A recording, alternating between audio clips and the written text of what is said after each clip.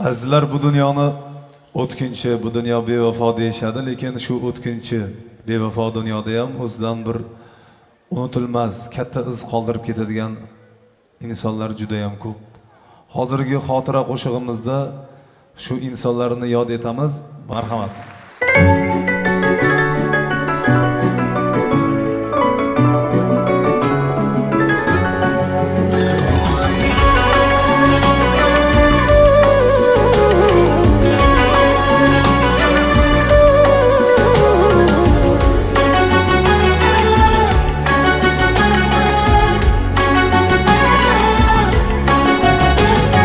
Soyangiz bulutga ergashgan, sizlarga yaxshilik ergashgan. Soyangiz bulutga tirmashgan, sizlarga yaxshilik ergashgan. Yodingiz dillarda joylashgan, unutmoq osonmas sizlarni. Yodingiz dillarda joylashgan, unutmoq osonmas sizlarni.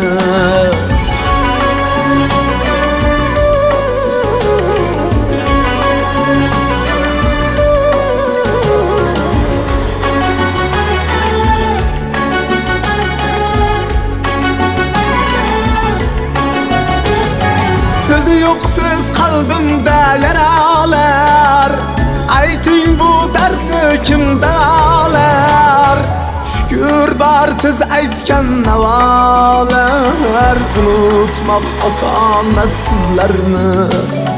Şükür bar siz aytgan navolar, unutmoq osonmas sizlarni.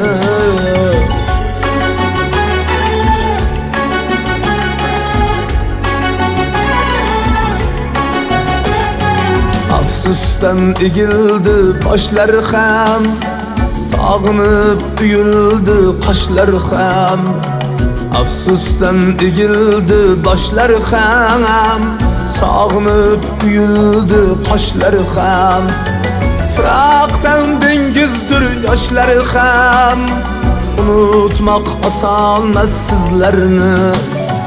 Firoqdan dengizdir yoshlar ham, unutmoq osonmas sizlarni.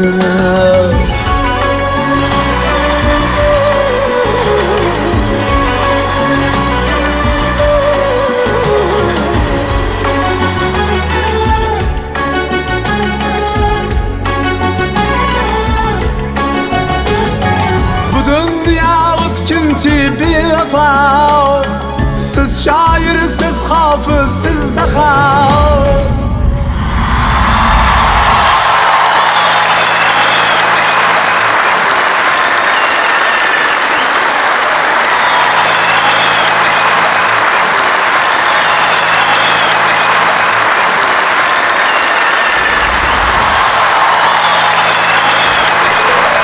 Ushbudan qalbimda bir vida, unutmoq osonmas sizlarni. Ushbudan qalbimda bir vida, unutmoq osonmas sizlarni. Unutmoq osonmas sizlarni.